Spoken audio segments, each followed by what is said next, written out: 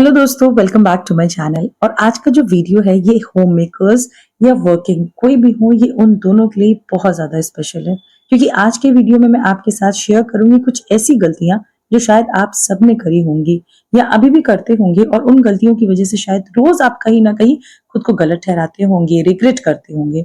बल्कि सच कहूं तो उनमें आप कहीं भी गलत नहीं होंगे, और ये 100% है।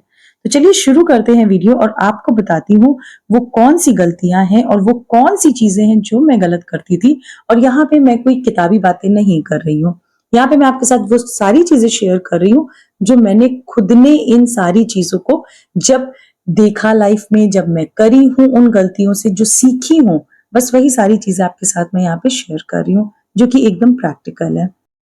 So the first and the very important thing जो कि ये होती है कि जो जॉब करते हैं ना, वो भी और जो होम मेकर्स हैं, दोनों ही कॉमन मिस्टेक करती हैं। वो ये है कि वेल ड्रेस्ड ना रहना। घर पे रहते हैं, हमें क्या ही करना है अच्छे कपड़े पहन के, जैसे भी रहे हमें कहाँ निकलना है। और जो निकलते हैं उनको ये चीज लगती है कि कौन रोज रोज अच्छे अच्छे कपड़े पहन करके निकले, कौन इतना ज्यादा रेडी हो। ऐसा कुछ भी नहीं है। वेल ड्रेस्ड ना रहना, मैंने देखा है कुछ लोगों को, वो अपने वर्क प्लेस पर भी कभी मन हुआ तो अच्छे से ड्रेस अप होकर चले गए, और नहीं तो ऐसे ही चले जाते हैं। होम मेकर्स भी करती हैं, क्योंकि उनके अकॉर्डिंग उनको कहीं नहीं जाना होता है। ये चीज तो मैंने आपके साथ पहले ही शेयर किया है। वो रेडी होने में उनको बहुत ज्यादा आलस आता है, बल्कि ऐसा कुछ नहीं है। जब भी आप रेडी होते हैं ना, तो फिजिकली और मेंटली दोनों ही तरीके से आप एकदम प्रिपेयर्ड रहते हैं। और जब रेडी होते हैं तो खुद को देखने में भी चीजें अच्छी लगती है ना। और जब चीजें अच्छी लगती हैं तो सबसे बड़ी बात जो होती है वो ये होती है कि आपका कॉन्फिडेंस हाई हो जाता है। तो हमेशा याद रखें कि हमको मॉर्निंग में एक बार रेडी हो जाना है, और उसके बाद जो भी चीजें हैं ना, वो सारी चीजों को आराम से पूरे दिन के काम को स्टार्ट कर दिए। बट जो सबसे पहली और सबसे बड़ी इंपॉर्टेंट चीज है वो ये है कि सुबह एक बार अच्छे से रेडी हो जाइए।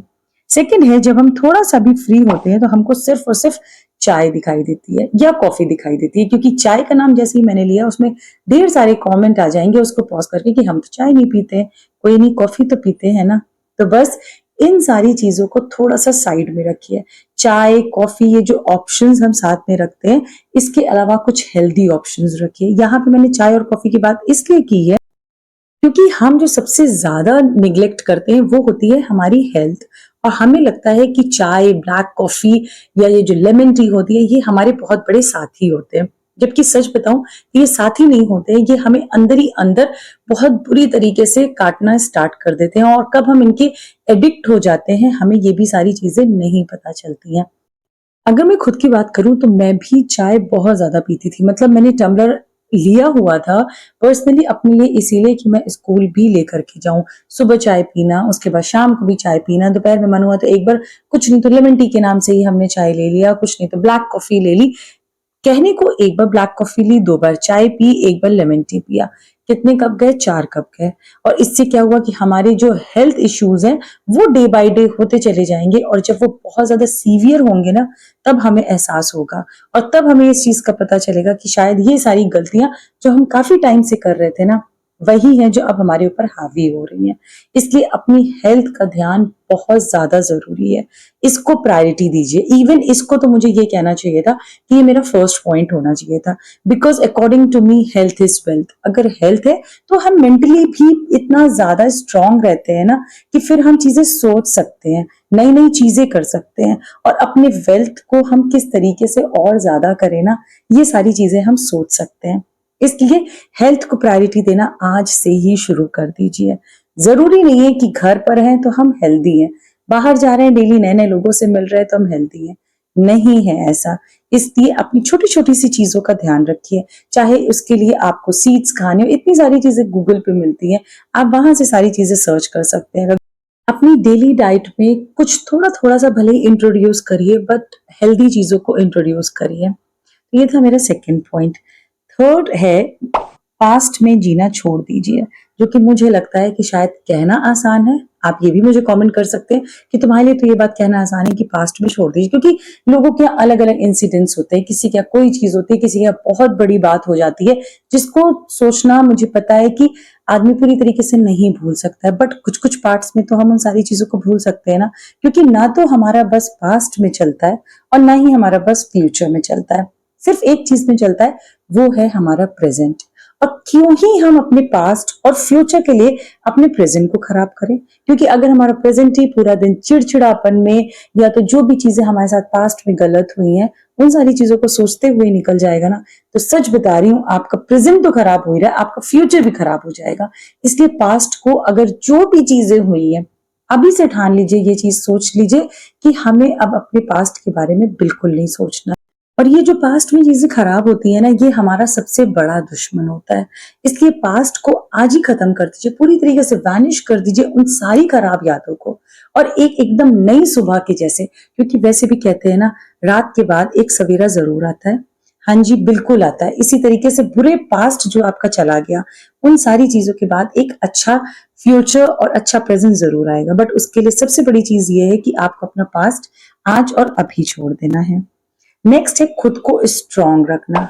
यहाँ पे मैं फिजिकली स्ट्रांग रखने की बात नहीं कर रही हूँ, यहाँ पे मैं बात कर रही हूँ मेंटली स्ट्रांग रखना। क्योंकि जो लोग कहते हैं ना कि ये जो हम फीमेल्स है इमोशनली फूल होते हैं, तो एक्चुअली में इमोशनली फूल होते हैं, क्योंकि हम पे थोड़ी सी जो छोटी सी बात भी होती है ना, वो भी हर्ट कर जाती है। और वो इस तरीके से हर्ट करती है कि उसके बाद हमको लगता है कि बस दुनिया तो अब यहाँ पे खत्म ही हो गई है, और ये बात कह दिया, और जो हमारे आंसू हैं बहुत जल्दी निकल आते। रीजन उसके पीछे ये होता है कि हम इमोशनली बहुत ज्यादा वीक होते हैं। तो इसलिए सबसे पहले आपको एक काम और शुरू यही करना है कि आपको अपनी इस पॉइंट पे बहुत ज्यादा ध्यान देना है, क्योंकि ये जो इमोशनल फूल कहा जाता है ना, वो सिर्फ इसीलिए कहा जाता है। अच्छा, आपने ये चीज भी जरूर नोटिस किया होगा कि जो लोग इमोशनली स्ट्रांग होते हैं ना, वो लाइफ में बहुत आगे जाते हैं, क्योंकि उनके ऊपर आज सच कोई फर्क नहीं पड़ता है कि मेरे बारे में कौन बात कर रहा है और क्या बात कर रहा है। इसलिए इमोशनल फूल होना बंद करिए और थोड़ा सा स्ट्रांग हो जाइए। नेक्स्ट है नेगेटिव लोगों से दूर रहिए, क्योंकि इनका जो ऑरा होता है ना, वो पूरी तरीके से आपको खराब कर देता है, और सिर्फ आपके दिन को, आपको, आपकी फैमिली को, आपके मूड को नहीं, आपका पूरा ऐसा लगेगा कि पूरा सब कुछ खराब कर देता है। भले ही आपकी फैमिली में ही क्यों ना हो, नहीं पूरी तरीके से कट सकते, फिर भी थोड़ा थोड़ा सा उनसे कटना स्टार्ट हो जाइए, क्योंकि नेगेटिव लोगों का काम ही होता है हर एक चीज को खराब करना। मैंने आपसे स्टार्टिंग में ही बोला था ना कि मैं जो भी सारी चीजें आपके साथ आज शेयर करूंगी वीडियो में, सारी प्रैक्टिकल है, और जो चीजें मेरे साथ हुई हैं बस वही सारी चीजें मैं आपके साथ शेयर कर रही हूँ। तो मेरे साथ भी, मेरी लाइफ में भी कुछ लोग इतने ज्यादा नेगेटिव थे कि उनके लिए सिर्फ मैं बुरी थी। मैंने क्या कुछ नहीं किया उनके सबके साथ में, लेकिन फिर भी मेरी उनको लगता था कि मैं बहुत बुरी हूँ। इवन मैं ही सिर्फ बुरी नहीं हूँ, उनके लिए हर कोई इस दुनिया में बुरा था। इसीलिए मैंने क्या डिसाइड किया कि धीमे धीमे से उन लोगों को मुझे अपनी लाइफ से निकाल देना है। और सच बता रही हूँ, जिस दिन से मैंने उन लोगों को अपनी लाइफ से निकाला है, उस दिन से मैं बहुत ज्यादा खुश हूँ। And by the grace of God मैं चीजों को डे बाय डे अचीव कर रही हूँ, खुश हूँ अपनी लाइफ में। और जो लोग अब मेरे साथ जुड़े हुए हैं ना, उनको भी मैं खुश रख पा रही हूँ। रीजन उसके पीछे यही है, क्योंकि मैं जैसी पॉजिटिव हूँ, मुझे लगता है कि मेरे आसपास का ऑरा भी उतना ही पॉजिटिव होना चाहिए। और सच बता रही हूँ, जिस दिन आप इन नेगेटिव लोगों को अपनी लाइफ से दूर करेंगे ना, उसी दिन से लाइफ में चेंजेस दिखेंगे, और आप देखेंगे कि आपकी ग्रोथ भी कितनी ज्यादा होने लगी है।